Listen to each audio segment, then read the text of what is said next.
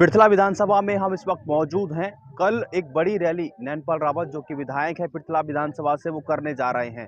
इस रैली की social media पर काफ़ी चर्चा हो रही है क्योंकि जनसेवक के नाम से मशहूर है नैनपाल रावत पृथला विधानसभा में। और इस रैली की सोशल मीडिया पर जमकर सराहना भी हो रही है और रैली अभी हुई भी नहीं है।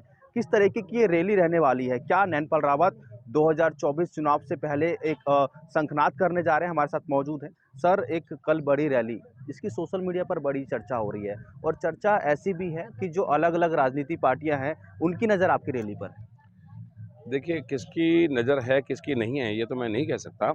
लेकिन मैं हर चुनाव से पहले 1 साल पहले एक अपनी समीक्षा बैठक, एक कार्यकर्ता सम्मेलन करता हूँ और अपनी पृथला विधानसभा की देवतुल्य जनता के साथ मैं ये जायज़ा लेता हूँ कि हम कहाँ खड़े हैं।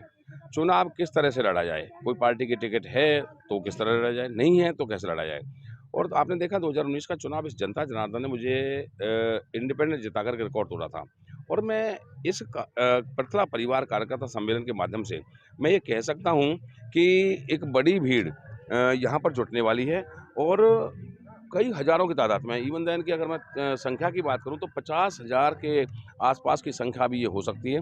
एक बड़ा आयोजन पृथला विधानसभा क्षेत्र में पृथला के जो मेरे देवतुल्य लोग हैं, पृथला परिवार सम्मेलन में जो शामिल होने जा रहे हैं और एक बड़ा आयोजन यहाँ पर होगा। आयोजन बड़े की तो आप बात कर रहे हैं, पर इसमें कोई चीफ गेस्ट नहीं है, जनता को आपने चीफ गेस्ट बनाया है। सर, आप सेवक के रूप में काम कर रहे हैं, ये एक बड़ी बात सर निकल कर सामने आई। देखिए, मैं कहता हूँ कि कोई भी व्यक्ति चाहे वो राजनीति के कितने भी शिखर पर हो, वो जनता का सेवक ही होता है।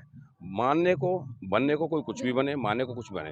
हाँ, ठीक है, एक प्रोटोकॉल के हिसाब से उसके पीछे विधायक, सांसद मिनिस्टर ये सब लगता है। लेकिन असलियत में जैसे आपने अगर माननीय मोदी जी की आपने जो भाषा को देखा होगा, शैली को देखा होगा, तो उन्होंने हमेशा अपने आप को प्रधान सेवक कहा होगा।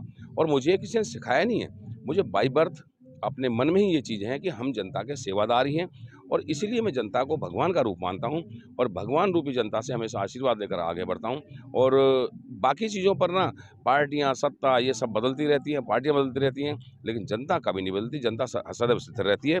जनता को तो केवल मान और जो उसका छोटा-मोटा काम हो जाए उसकी चिंता होती है, बाकी की जनता को चिंता नहीं होती। तो इसलिए निश्चित तौर पर हम जनसेवक ही हैं, हम सेवक ही हैं, सेवादार हैं, जनता हमारी मालिक होती है। सर, जिस जिस धरती पर हम खड़े हैं, इस पर आपने रैली का आयोजन किया है। 2019 में हमें याद है जब बीजेपी से आपकी टिकट कटी थी, जनता ने आपको यहाँ से चंडीगढ़ भेजा था। यहाँ पर जो भीड़ उमड़ी थी उसके बाद ही आप जीते थे और चंडीगढ़ गए थे। उसी धरती पर दोबारा से सर आप रैली कर। देखिए, मैं लकी हूँ इस मामले में कि मुझे एक ऐसी जगह पर ये ऑफ़िस रखने का मौका मिला है। यहाँ चनावली आईएमटी में 20 50 एकड़ ज़मीन आप देख रहे होंगे खुली हुई है और ट्रैफ़िक की भी मुझे यहाँ पर चिंता नहीं रहती।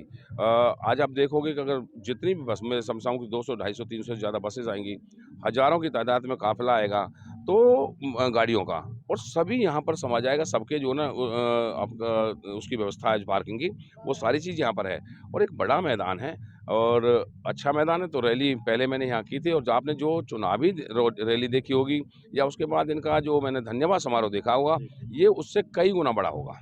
तो ये मैदान उसको भरने का काम करेंगे इस मैदान को। बहुत धन्यवाद। तो आप देख सकते हैं कि विधायक नैनपाल रावत लगातार विजिट भी कर रहे हैं। आप देखिए यहाँ पर जो कुर्सियाँ हैं, सैकड़ों की संख्या में जो कुर्सियाँ हैं वो लगाई जा रही हैं क्योंकि उम्मीद है कि हज़ारों सैकड़ों की संख्या में जो कार्यकर्ता हैं नैनपाल रावत के, वो पहुँचते हुए नज़र आएँगे।